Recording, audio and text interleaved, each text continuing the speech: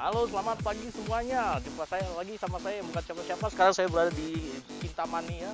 Kalau kita lihat di belakang, ini adalah Gunung Batur ya. Di mana Gunung Batur ini adalah gunung yang terindah di Provinsi Bali. Jadi buat Anda yang mau ke sini bisa lihat, inilah danaunya, Danau Kintamaninya, sangat-sangat bagus. Dan kita bisa naik perahu kalau mau ke sana ya, di Danau Kintamani kita bisa berkeliling ya, kita bisa melihat semua perkampungan yang ada di Kintamani ini. Dan ini adalah akses ya, akses terakhir yang saya datang ini adalah akses terakhir dari atas ya, dari Kampung Sangon namanya. Kampung Sangon ini merupakan akses terakhir untuk menuju Danau Kintamani. Dan seperti inilah kondisi jalan, mungkin karena di sini merupakan akses pariwisata yang terbaru ya di Pulau Dewata, jadi aksesnya belum bisa kita lihat ya seperti di kampung-kampung yang lainnya.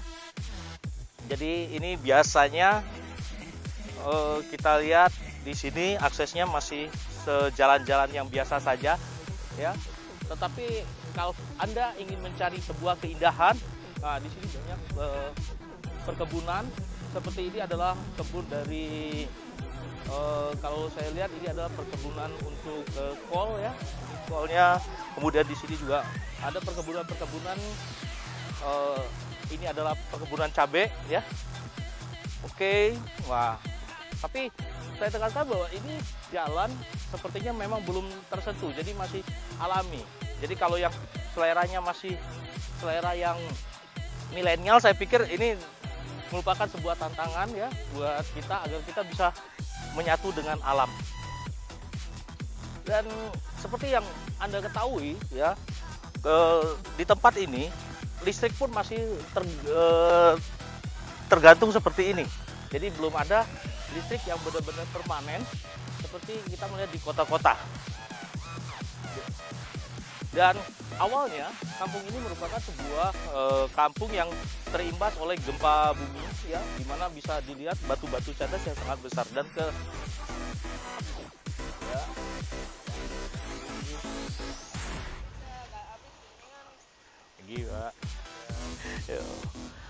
lagi. Dan seperti ini adalah tomat ya Pak ya ini. Iya, ini tomat ya. Jadi kalau buat yang mau melihat keindahan asli dari Kintamani ya, bisa melihat perkebunan-perkebunan seperti ini.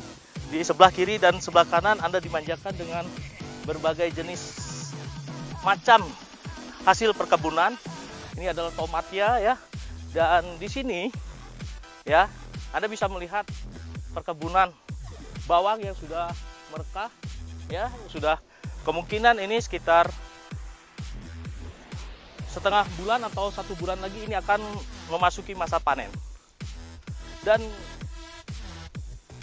keunikan dari kampung ini ya, mereka bisa bercocok tanam itu dengan di bawahnya itu terdapat batu-batu cadas karena erupsi Gunung Batur waktu lalu.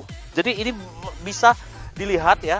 Jadi ini tanahnya seperti tanah yang tidak layak untuk kita tanami, tetapi dengan tekad dan semangat mereka bisa menanam ini semua.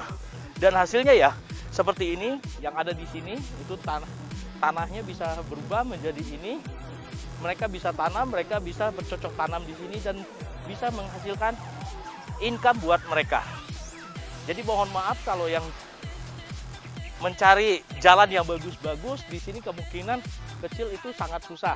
Tetapi dengan adanya yang seperti ini, buat yang kita mau melakukan kegiatan olahraga pagi, mencari udara yang segar, kita bisa berjalan di sini karena udaranya mantap pol. Ya. Dan ini sudah ada bangunan-bangunan. Nah, ini yang saya bilang tadi, batunya sebesar-besar begini. Ini batunya sebesar-besar ini nih. Ini batunya sangat besar. Dan ini kalau secara logika ini tidak bisa kita tanam. Karena apa? Ini batu yang sangat keras, tapi dengan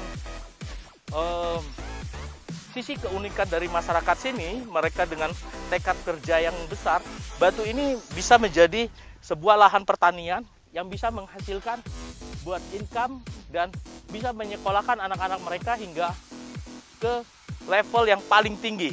Mungkin ada yang hanya tamatan SMA ataupun sudah mengenyam bangku kuliah. Oke, kita lanjut terus ya. Oke, jadi saya sudah sampai hampir di puncaknya ya. Nah, tetap melihat keindahan-keindahan yang ada ya. Kita bisa lihat reruntuhan semuanya. Nah, ini reruntuhannya dan ini yang baru ditanam ya. Ini yang baru mau mulai penanamannya dan ini reruntuhannya. Dan bagaimana cara pemecahan batunya bisa terlihat ya. Bisa terlihat. Nah, nih. Di sini.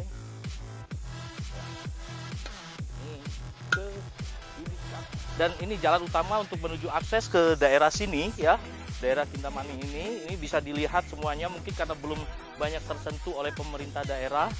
Jadi saya tekankan bahwa tadi di sana saya sampaikan bahwa penduduk di sini itu bisa bercocok tanam di bawah lereng gunung dan di bawah reruntuhan gunung, dan batu yang dipecah mungkin bisa di zoom di sana. Batu yang dipecah posisinya seperti itu. Itu ada bapak dua ya, sudah. Itu prosesnya. Jadi batu-batu tersebut dipecah selain batunya bisa digunakan untuk fondasi bangunan, setelah mereka rata itu nanti akan bisa ditanami oleh berbagai macam kebutuhan cocok tanam. Misalnya ya tadi ada bawang, cabai ataupun tomat mungkin dan yang lain-lainnya. Oke, kita lanjut terus ke atas ya. Kita lanjut terus, dan kalau dari penampakan di atas ya. Nah, ini view yang sangat bagus buat spot. Mungkin kalau buat milenial, spot-spot yang sangat bagus yang bisa diambil. Nih, jadi jangan takut untuk bercocok tanam karena Tuhan sudah memberikan apapun yang kita mau lakukan. Tinggal bagaimana kita melakukannya, tinggal kita berusaha dan kita tetap berusaha. Oke, kita lanjut terus ke atas. Dan sekarang akhirnya saya sampai di puncaknya ya. Kebetulan pada saat sekarang saya akan menginap di satu villa yang ada di Kintamani di Kampung Songan ini. Nah, ini dia villanya. Nanti saya akan lanjutkan ya. Apa nama villanya ya? Seperti di sini. Nah, ini dia villanya. Tapi saya tekankan kalau untuk menginap di villa ini harus booking jauh-jauh hari ya, karena tempatnya selalu full. Nah, seperti itu villanya, dan ini area parkirnya. Selanjutnya nanti saya akan review bagaimana di dalamnya ya, bagaimana di dalamnya, seperti apa kamarnya dan bagaimana makannya. Oke, sebentar saya ke dalam dulu.